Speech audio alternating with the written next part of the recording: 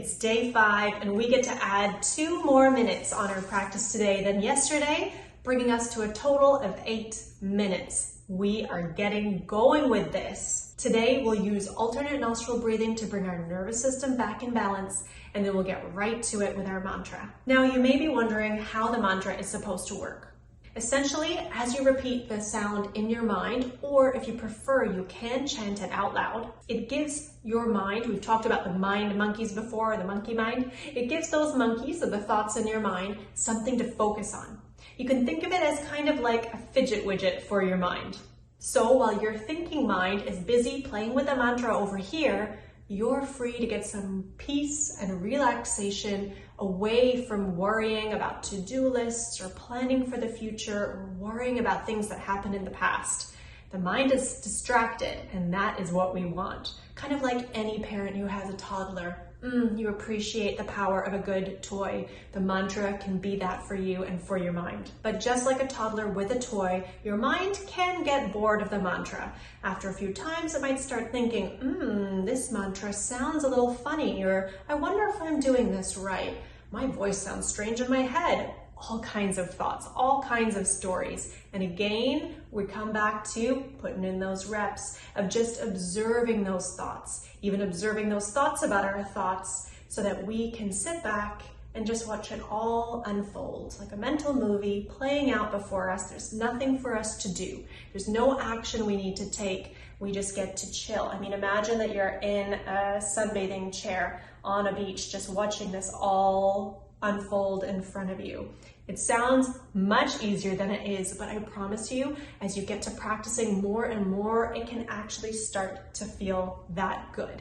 And that's why we're all here. That's why I come back to my practice every day, twice a day, and have been doing so for years, because it feels good. So if it's hard for you, if it's a struggle, if it's new or uncomfortable, don't worry, that's normal. I went through that, we all do. But keep going, because it is so, so worth it, and it can bring so much value and so much freedom and clarity and abundance into your life. Now, you might also be wondering what Hamsa actually means. So Hamsa comes from the Sanskrit language, which is one of 22 classical languages in India that was originally designed to be sung. So every syllable has this beautifully, intentionally designed, resonant or harmonious quality. I love this quote from Deepak Chopra's website that says, "Mantras are sound vibrations that take your awareness on an inward journey." And so I think this is why meditation gurus have given mantras to their students, because they can really be tools for us to find that sense of greater harmony.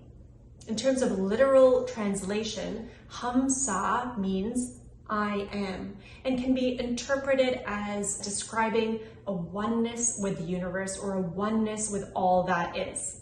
For some poetic and scientific inspiration on this, Dr. Ashley King, a Stardust expert, how cool is that as a title, says, nearly all the elements in the human body were made in a star and have come through several supernovas. I love this reminder that we are all so much more than our thoughts often let us believe. So with that in mind, let's spend some more quality time with the Hamsa mantra today. Whenever you're ready, find your comfortable seat. If you like, you can place your hands into the Gyan mudra, which is your thumb to your index finger and palm up, resting on the tops of your thighs. Take a deep breath in, find that long, tall spine, and close your eyes or lower your gaze to a fixed point a few feet in front of you. Sitting up tall and drawing your attention inwards to just noticing and observing your breath. Embracing that role as a curious and open-minded witness of any sensations or feelings bubbling up in your body now or throughout this practice. Just checking in with where you're at today.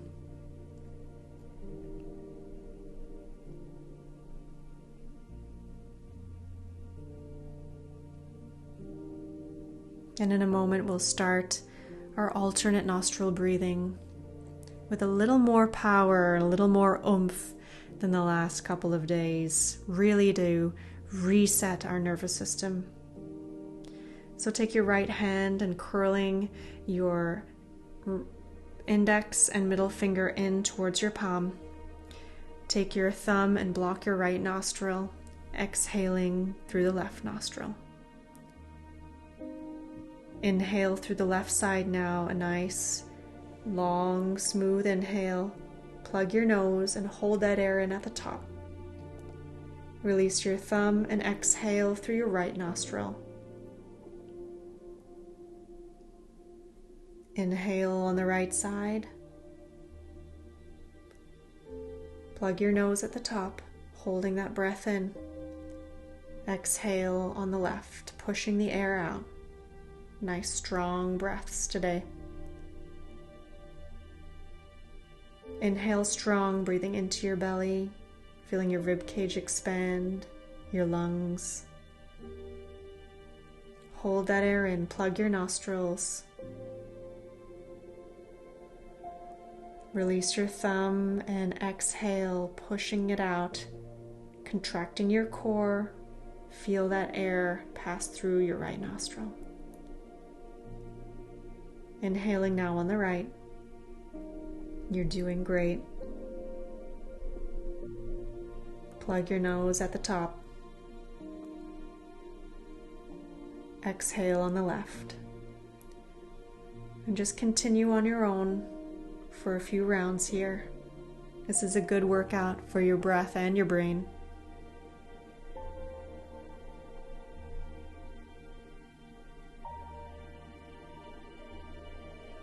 Finding length on your inhales, strength on your exhales.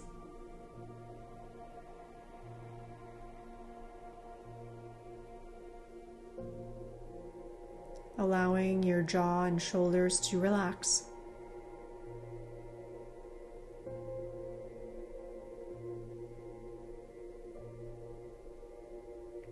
Really showing up for yourself with full, deep breaths.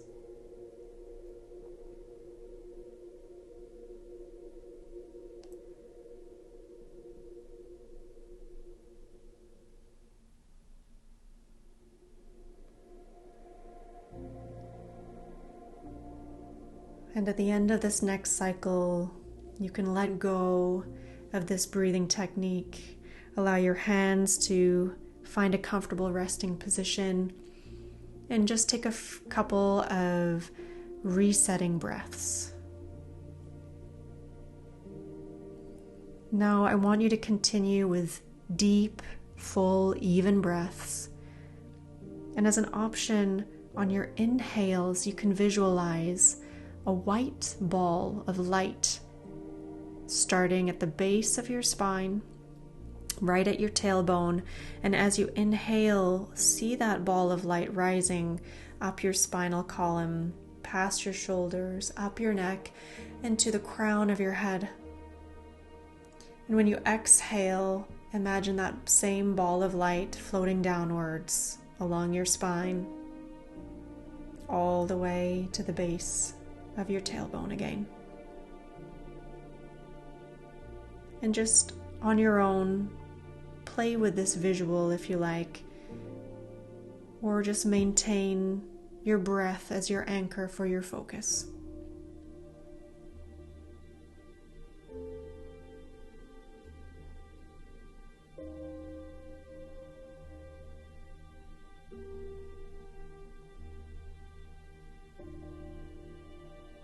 We'll stick with the breath for just a few more beats here before we invite the Hamsa mantra in.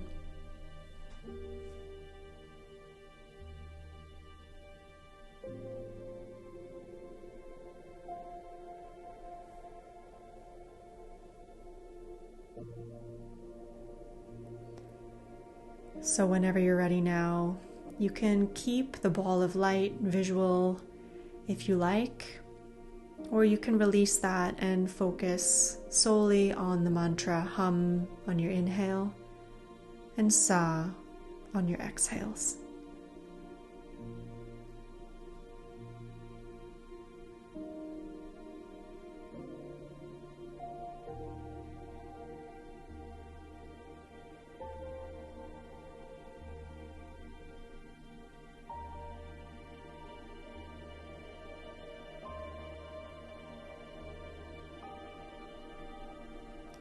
Hum, and the ball of light rises up your spine. And sa, it glides gracefully down.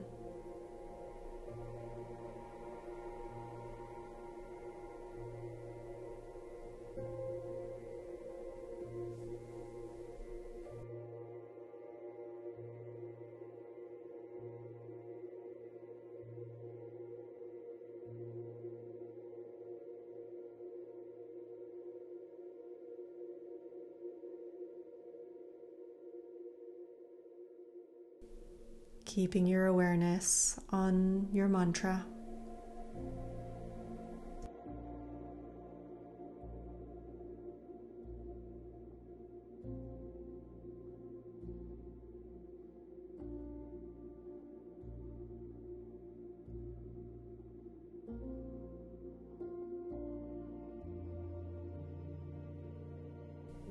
There's less than a minute to go.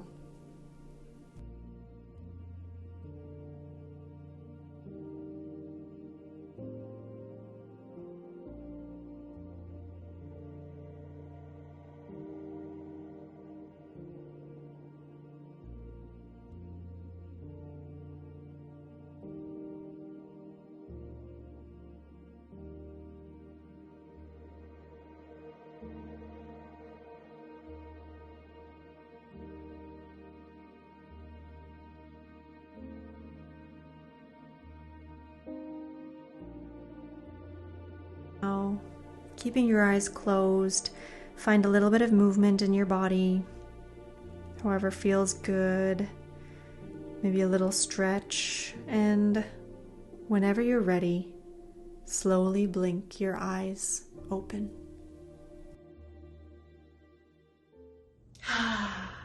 Welcome back. I'd love to hear if you noticed any differences in using the mantra today compared with yesterday. Did the explanation of the resonant quality of a mantra, or why or how to use it, or even just the bit more time that we had with it, did it create any differences, good or bad, or neutral for you? I'd love to hear any of those thoughts. Now, we've got a few more days together, and I have packed each day with new juicy tidbits. So here's my teaser to keep you motivated to come back tomorrow. Did you know that meditation can be making your brain younger? I'm going to leave it there. I will share more tomorrow, and I can't wait to see you then.